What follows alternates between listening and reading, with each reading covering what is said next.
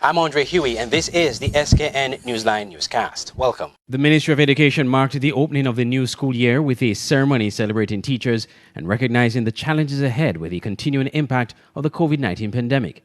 More from SK Newsline's Glenn Bart.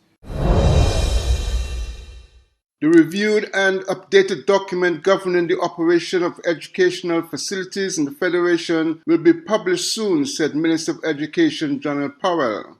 Powell's remarks concerning the document was made at a ceremony on 30th August, marking the commencement of the 2021-2022 school year. According to Powell, the document provides details on how education institutions will operate in the context of the COVID-19 pandemic, as he pointed to the need for every person to play a positive role. It is the obligation and responsibility of all to do what is required of us by the protocols outlined in the document. It is critically important for us to maintain our daily health and safety screening at our schools. It is for this reason that our teachers, school administrators, gardeners, cleaners, security officers, and other school employees are required to work from 8 a.m. to 4 p.m. to provide adequate time to carry out the screening of all who come to school campuses. At this juncture, I must remind that in addition to the other layers of protection available to us, we now have a vaccine, the Pfizer vaccine, that can be administered to students 12 years and older. Our students, mainly at the secondary and tertiary levels, now have the opportunity to protect themselves against the coronavirus. I urge all students not to miss this opportunity to be vaccinated. Shortly, the Ministry of Education and the Ministry of Health will partner to roll out the administration of this vaccine. This will involve informational and sensitization sessions with teachers and parents. The minister also commended the efforts of all those who made virtual teaching the experience practical and successful. Glenn Bart reporting for SKN Newsline. Nevis recorded another homicide on the weekend. More in this report. Nevis recorded another homicide this weekend. Reports are that the man, said to be a resident of Bath Village, was found dead Sunday evening. It is said the incident occurred sometime after 9 p.m., but the circumstances in his death are still being investigated. The body was found in Bath Village. Some media reports suggest that the death was a result of a dispute, but police are yet to confirm the details or whether foul play was involved. SK Newsline will provide more information as it becomes available. I'm Andre Huey reporting for SKN Newsline. When we come back, a look at the Patriots' hot start to the 2021 CPL tournament.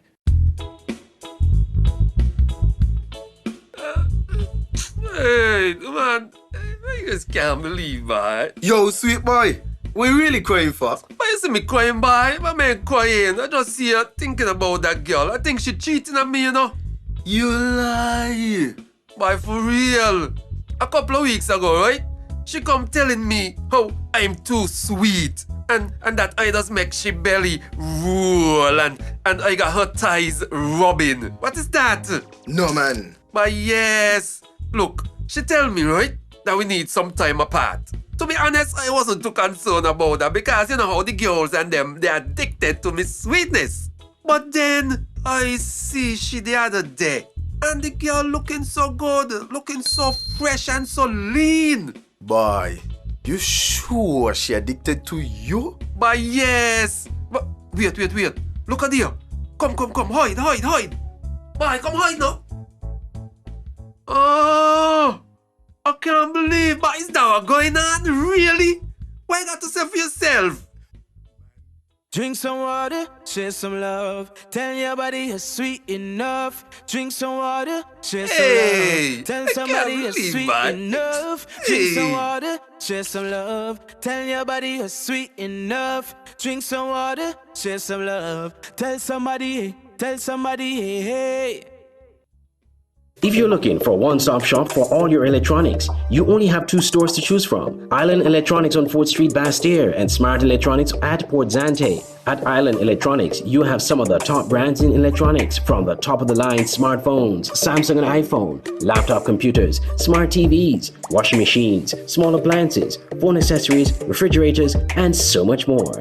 Brands include Whirlpool, Samsung, Black & Decker, HP, and much more. Island Electronics is located in the heart of Bastille. Make it easy for you to access and shop. You can also choose to shop at Smart Electronics. Get the same great deals and quality products, the widest array in smartphones, including the latest Samsung Z Fold, smart TVs, and simply the best in household appliances like stoves, refrigerators, washing machines, even dishwashers. At Smart Electronics, get products for your leisure, headphones, video games, from Nintendo Switch to PlayStation 5, Bluetooth speakers, and much more. It's so hot these days. Well, at Smart Electronics, you can buy fans or air conditioners. And the brands that Smart Electronics carry are simply the best. JL, Beats, Whirlpool, Amazon, LG, Samsung, HP, Dell, RCA, and many more. You can choose to buy cash or on layaway. So if you're looking for electronic stores with the best deal and quality, Island Electronics and Smart Electronics are your only choices. Choose the store of your convenience. Contact them today. Smart Electronics at 466-4271 or WhatsApp 668-2818 or Island Electronics at 665-8677. Two stores, one great experience. Elliots Funeral Parlor is the first licensed embalmer in the Federation of St. Kitts and Nevis. We have a friendly and professional staff. At Elliots Funeral Parlor, we offer a wide range of packages from $6,500. Homegoing service at chapel, locally made caskets, tailoring of outfit for deceased of your choice, wake, overnight with slideshow, funeral, death announcement, obituary, booklets, family pin-ons, memorial books, preparation of funeral arrangements, wreath, fresh and artificial. For further information, call 469-3298, 664-2007 or 660-0186. Elliots Funeral Parlor in Gingerland, Nevis. Dedicated to those we serve.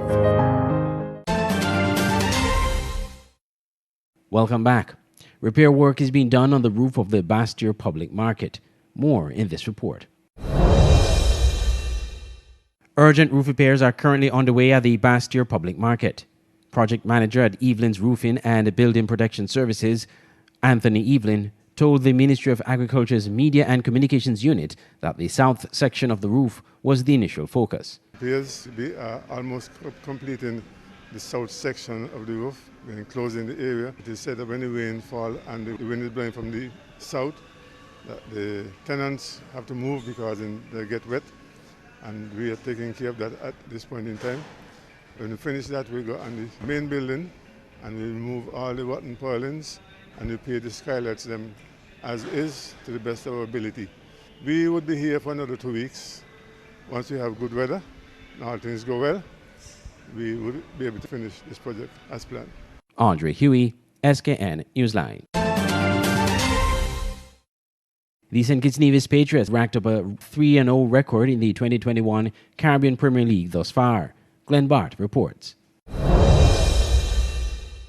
The St. Kitts and Nevis Patriots continued their winning streak when, for the second time in 2 days, the team defeated the Guyana Amazon Warriors in the 2021 edition of the Caribbean Premier League, taking place at Warner Park, St. Kitts.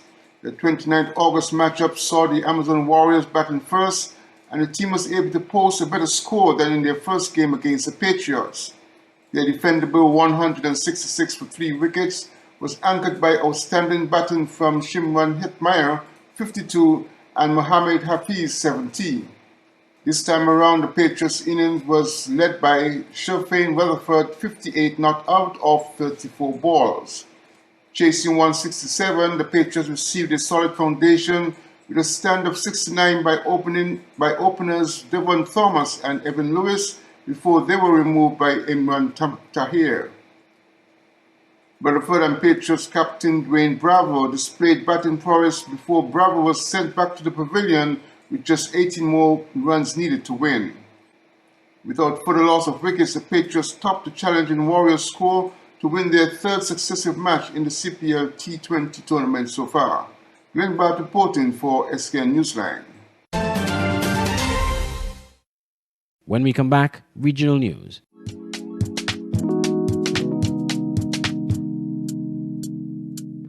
Want to buy some fresh fruits, vegetables, or ground provision, but don't have the time to go to the market or even to find parking? Look no further.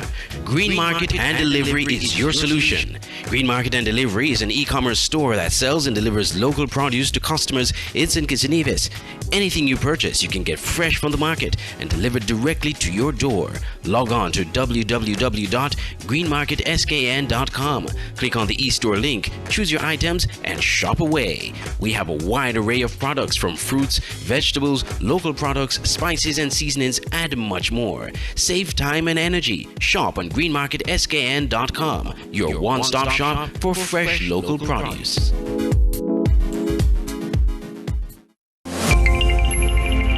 Are you ready to create high-performing TV commercials? Ready. Ready. Ready. Create and tell compelling stories. Reach your target audience. And build brand awareness. Our strategies and execution will provide for your desired outcome and clearly represent your brand. Visit us at www.MakeByOpen.com and get started on your creative video commercial today. Lights, camera, open interactive.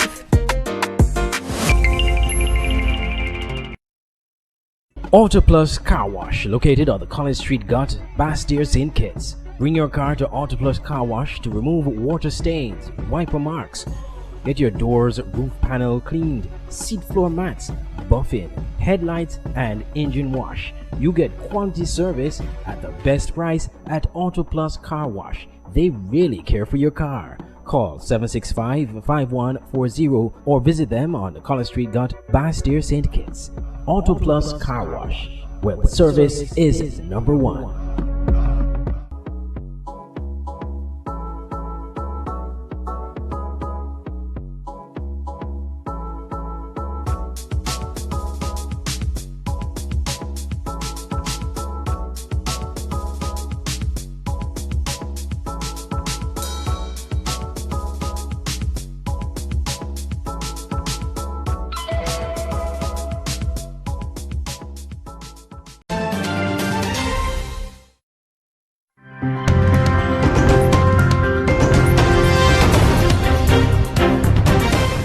The Ministry of Education in Guyana has announced that it is set and ready to reopen schools on September 6th.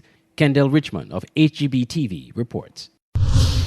Come September 6, Guyanese students who have been out of the physical classroom setting for over a year are expected to make a full return. This confirmation was given by the Minister of Education, Pierre Malik Chan, on Friday during a press conference held at the National Center for Education Resource Development. While schools are guaranteed to be opened in September, it was assured by the minister that it will be done carefully and in a way that is safe. Taking cognizance of this, the mode for reopening will differ for the various institutions. As we said before, reopening will look very differently than it did in September 2019 for the 2019-2020 year. And reopening will look differently for different schools at different levels. It may look different even for the same levels, same nursery in the same region. So one nursery school may open one way and another one may open another way. So how exactly will this upcoming school year differ from all other years? In explaining the mode of reopening for nursery schools was Assistant Chief Education Officer Samantha Williams. This rotation system will see Year 1 and Year 2 learners attending school on different days during the week. Therefore, parents are asked to check with their respective schools for more information on the days when their children or ward are expected to be in school. The contact period will not be less than 2 hours per day or 4 hours per week, and each classroom session will only have 5 students. With regards to primary schools, it was conveyed by the Chief Education Officer, Dr. Marcel Hudson, that 44 primary schools will be reopened to full face-to-face learning, while 413 other institutions will operate on a rotational basis. He noted, however, that grade 6 students will be required to attend classes every day. An update on the alterations to the various school assessments were also provided by Dr. Hudson. For now, the National Grades 2, 4, 9 assessment for the academic year 2021, July 2022, we have taken a stance that it is no point going in that direction because our students have not been exposed the way we would like them to be exposed. And so it might not be a logical thing to have those examinations executed at this point in time. While these assessments will be placed on a back burner, the National Grade 6 assessment will be held as per usual, with the July 6 and 7, 2022 identified as the official days of the examinations. Meanwhile, with the recent and promising rollout of the government's vaccination drive for adolescents ages 12 to 17, it was divulged that secondary schools will be reopened as the vaccine program is being rolled out. According to the Assistant Chief Education Officer for Secondary Schools, June Ann Gonzalez, at the moment, only 7 secondary schools will be fully opened, while 126 will operate on a rotational basis. Thus far, over 200 adolescents have received a first dose of the Pfizer COVID-19 vaccines since its official rollout on Thursday. The school curriculum has also been slightly changed. Now being referred as a consolidated curriculum, it is explained by the Director of NSERD, Quinita Waldron-Lewis, that teachers have been trained to use this new curriculum. Further, the diagnostics assessment has also been updated, she said. The scoring is simple and user-friendly, which makes evaluation of the results easier. There are student response booklets that every child will have, and this can be shared with not only the parents and primary caregivers, but the children themselves, because you want to develop strong home-school partnerships from the very beginning. The COVID-19 pandemic has heavily impacted the global education system, resulting in drastic learning loss. As such, the educational representatives and minister expressed the view that the reopening of schools is the right thing to do, since it is necessary in ensuring that the education of the nation's children is not further compromised. For the HGP Nightly News, Kendall Richmond. Ex-Chief Medical Officer Dr. Stephen King is warning of a train wreck if St. Lucia fails to address the escalating COVID-19 case count. More from HTS TV. I see the train coming. I see many of us trying to stop the train.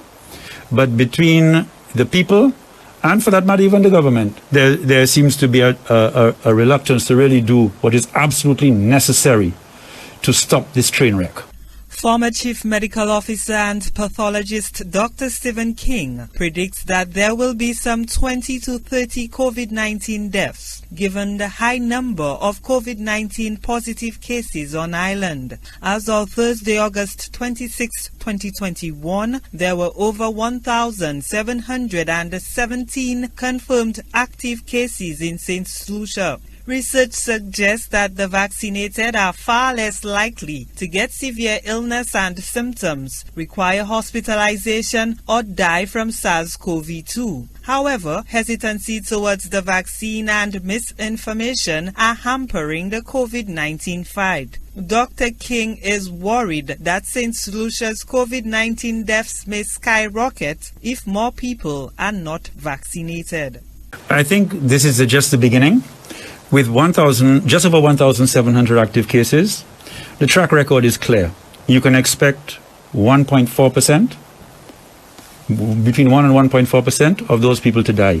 So death warrants have been already written, in my view, for about between 20 and 30 people over the next few days, couple of weeks. Oh my. Because that is the track record, right? That's what we have. Yes. There's no reason to believe that it'll be any different now. The hospitals are filling. The respiratory hospital is filling.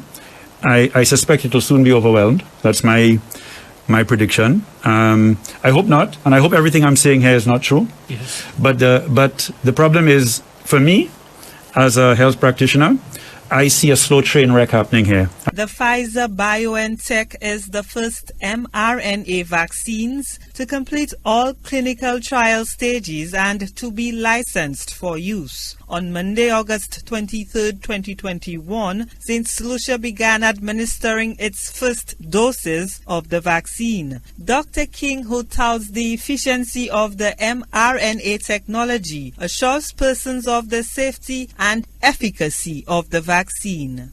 mRNA stands for messenger RNA. What it is, in your body really runs on proteins, okay? Proteins that do various things, stimulate various things in your body. These are the signals and components of what makes us the people that we are. The DNA has sequences for every protein that you require in life. Your mRNA is what your DNA manufactures or puts out when it wants to create a particular protein. So it gets a signal, the cell has a signal to produce a protein. It will make mRNA, which will then go into the cytoplasm of the cell and direct the cell to produce a protein, specific protein on that mRNA sequence that is coming up from the DNA sequence. You with me? Mm-hmm. So it's an organized, programmed, specific way the body behaves. So when we put mRNA into your cell in vaccine, what we are doing is telling your cell to produce a protein that is programmed by that mRNA. In this case, it happens to be the spike protein of the coronavirus. So your cell will then produce the spike protein. What will then happen? Your immune system will recognize cells that are expressing the spike protein as foreign, because your body knows, your T cells have that understanding, what is the database of what is our proteins and what is foreign protein. It will mount a reaction and it will eliminate all cells that have spike. Right? So we'll get rid of the vaccine, and then, or any cell that has vaccine in it, and then you will have the immune system memory to respond to the invading agent, COVID-19, with its spike protein on its surface. The medical doctor continues to stress on the importance of individual responsibility in helping bring the COVID-19 numbers down. In addition to following protocols, he continues to appeal to persons to get the vaccine to minimize risk of exposure to infections. Reduce your gatherings. Don't go into crowded places. Make sure and wear your masks. Make sure and stay at least 6 feet from any foreign person from your social circle with your mask, right? You know very well that yes, you need to sanitize, but most importantly is the staying far and staying in your social circle. The next thing, get vaccinated. It is so clear. The world data is exceedingly clear, right? That the vaccines are safe and effective. It is safer to be vaccinated than to get COVID. Everything you worried about with the vaccine, you have to worry about that with multiplication factors with COVID. The former chief medical officer fears that the country may have to be partially shut down if numbers continue to climb. He believes that the goal is to cut down the viral loads in communities in attempts to curb the spread of the virus. Dr. King says apart from vaccines, reduction in movement and interaction will also help to slow transmission. Gina Filippi, HTS News Force.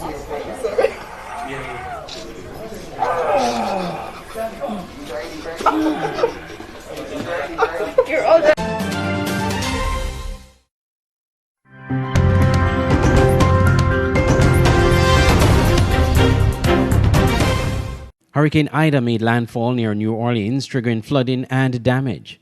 Al Jazeera reports. People in the U.S. Gulf Coast are waking up to damaged homes, flooded streets, and no electricity. That's after Hurricane Ida made landfall near New Orleans as a Category 4 storm late on Sunday. Ida has since been downgraded to a tropical storm. Forecasters are warning, though, that the danger isn't over. More flooding is expected as the storm moves north. Phil Lavelle is live for us in New Orleans. So what does the aftermath look like there now?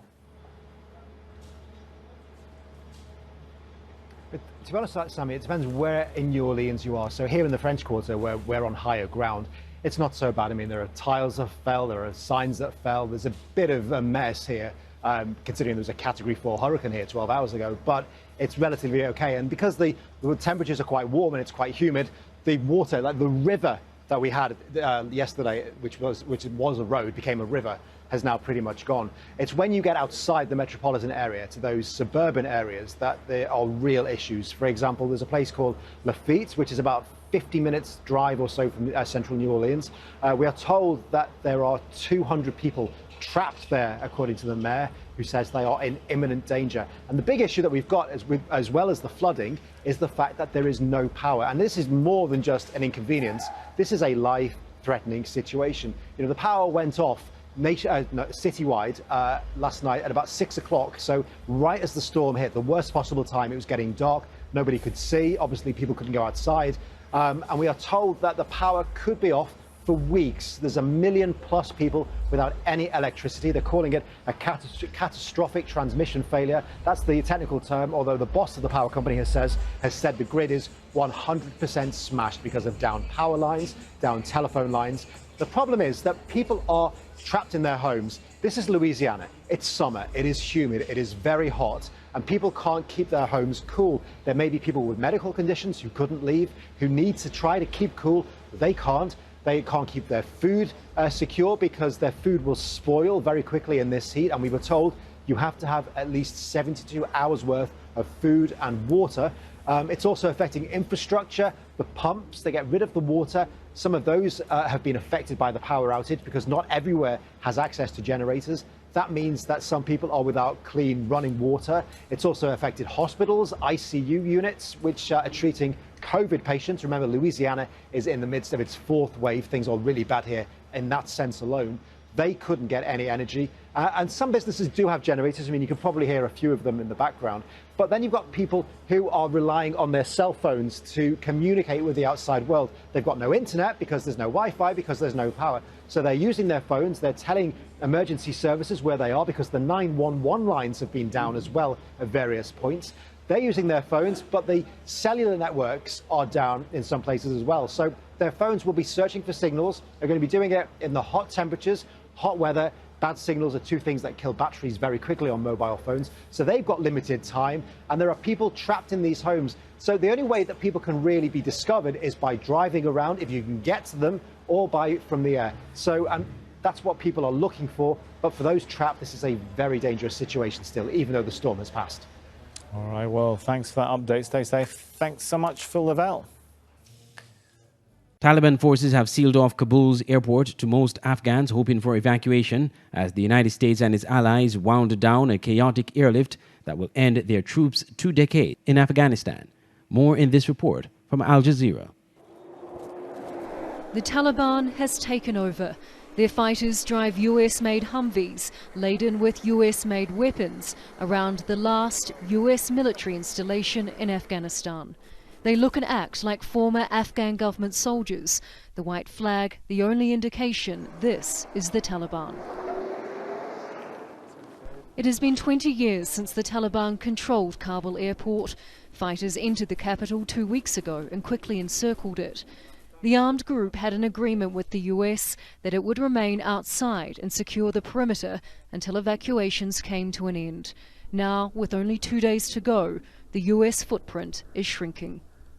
When did you get hold of this area? In 2 hours. 2 hours ago? Yes, we come here. 01 Force of Afghanistan come in the American soldier. So they've evacuated? Yes. Clutching the US-made M4 rifles they've commandeered, Taliban fighters watch as American troops move inside the perimeter, destroy equipment and bus in evacuees. Behind that door is American soldiers. That is the door is American, and where is we Taliban. And you are Taliban. And they are in this watchtower also? That tower is also American soldier. This is all? No, they're over there too. Okay.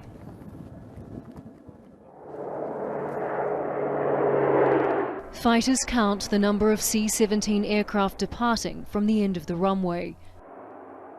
The Taliban secured the commercial side of the airport almost 2 weeks ago, but only pushed into military areas on Friday night. Their version of special forces, known as the Badri 313 and Victoria Strike Force, are in charge of security.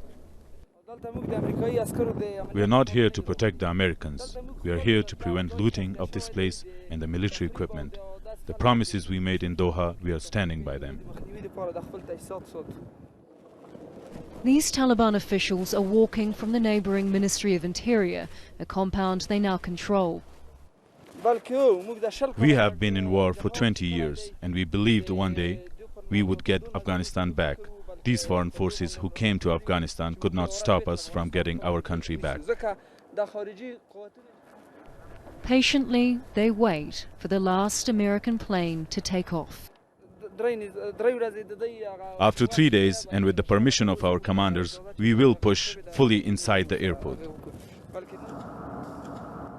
After 20 years, thousands of people killed and billions of dollars spent, the US is leaving Afghanistan. These are the final hours of America's longest war. Charlotte Bellis, Al Jazeera, Kabul.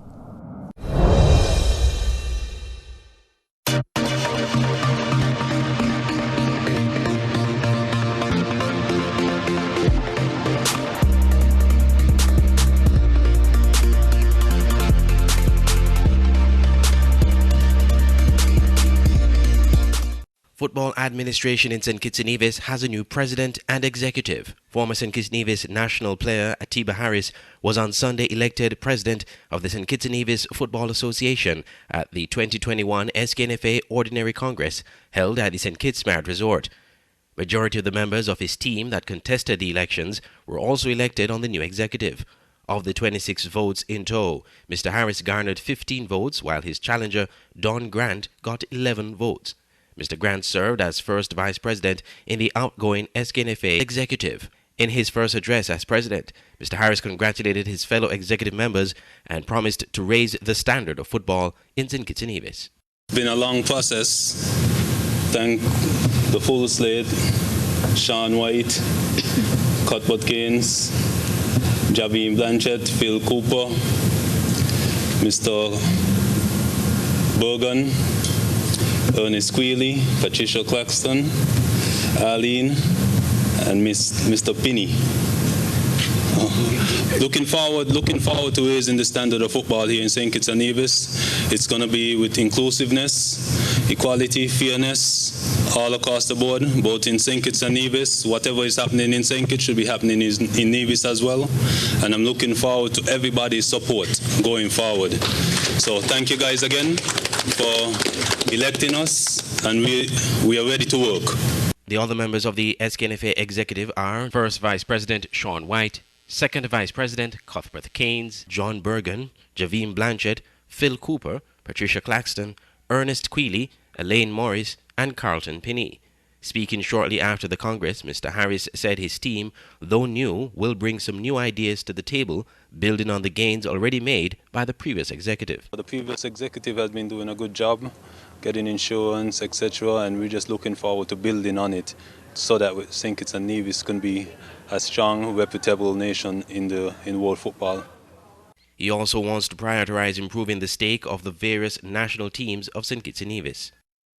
Yeah, I think youth development, because we got to look at the foundation, and I think having consistent running programs is going to be vital for us going forward. Because I strongly believe that we can qualify for Youth World Cup, because it's raw talent at that level, and we're going to be pushing that a lot. Also, female football is something dear to me, and we're going to be paying a lot of attention to it. The executive, he said, would look at the current state of the various programs to determine the step forward. In the meantime, however, he stressed that the SKNFA leagues will resume as soon as they would have received the green light from the health authorities. Well, I think a tentative date has been put out for September 18. However, we got to revisit, and we have to be careful because we're actually in a pandemic still, and we got to be very cautious with the numbers increasing. We got to sit down with the Ministry of Health, etc., also the Minister of Sports, to see what's the best way forward along with the task force. Once we get the go-ahead, we look to start football immediately, because I think a lot of the clubs have been training, they've been having practice matches, friendly matches against each other, and the footballers are eager to play some football along with the fans. I think we need to have fans back at our games, because the fans bring the atmosphere, so we want to have that solid atmosphere, exciting atmosphere of football in St. Kitts and Nevis. Mr. Harris was congratulated by outgoing President Anthony Johnson, who, during the Congress, spoke of the accomplishments of the association under his tenure. Mikhail Louis has been forced to leave the 2021 Hero Caribbean Premier League CPL following a breach of the tournament operating protocols, and will take no further part in this year's tournament. The Hero CPL protocols for 2021 state the following. The tournament bubble will be maintained for the entire duration of the tournament, and no one from outside the bubble will be allowed in or at any of the bubble locations. Conversely, no one from inside the bubble will be allowed out of the bubble areas. Persons who break these rules will be expelled from the tournament, no exceptions. Speaking on the incident, Hero CPL's tournament director Michael Hall said, following the receipt of some tragic news about a close friend, the player took the unfortunate and ill-advised decision to leave the hotel bubble without permission. While the league is sympathetic about the circumstances which led to the player's decision, it cannot allow the integrity of its COVID-secure bubble to be compromised. In other CPL news, on the weekend, St. Lucia Kings defeated the Trinbago Knight Riders by 5 runs. The Kings made 157 for 5, the Knight Riders 152 for 3. This is the first victory for the Kings in the 2021 Hero Caribbean Premier League, a thrilling 5-run victory over the Knight Riders. Tim David was once again the star for the Kings with 43 from 32 balls that saw his side post 157 for 5 from their 20 overs. The Knight Riders looked to take the game deep thanks to a brilliant 40 from 16 balls from Tim Surfert, but the Kings claimed a last ball win. St. Kitts and Nevis Patriots continue in good form with a comfortable win over Guyana Amazon Warriors at Warner Park, where the 2021 edition of the Caribbean Premier League CPL T20 cricket is being held. In what was the 5th match since the start of the tournament, the Amazon Warriors won the toss and decided to bat. That decision must have been regretted as wickets fell regularly and Patriots squeezed their run rate to a minimum. In the end, Amazon Warriors managed to score only 146 runs for the loss of 8 wickets on a pitch ideal for stroke making. Patriots tackled the score with caution but with good measure of confidence. Openers Evan Lewis 62 off 39 balls and Devon Thomas 55 took little risks, taking early singles and running between the wickets confidently and with good communications between them, accelerating the scoring gradually. With the Amazon Warriors bowlers not showing any threatening level of penetration into the Patriots lineup, it was a bit disappointing when at 113 runs, the first Patriots wicket fell and Evan Lewis departed to the pavilion. All-rounder Sherfane Weatherford joined Thomas, but he too was soon to go. In the end, Patriots easily reached the target with a few powerful boundaries and sixes. At the end of the 5th match, the Patriots held the head of the table, having played 2 matches, winning both games. The Jamaica Talawah's team is in 2nd position and Trinidad and Tobago in 3rd place. Glenn Barrett reporting for SKN Newsline. This has been the SKN Newsline Newscast. I'm Andre Huey. Thank you for watching. For more news, you can visit our website at www.sknewsline.com or visit our Facebook page. From all of us here at SK Newsline and at Channel 95, I'm Andre Huey. Thank you for watching.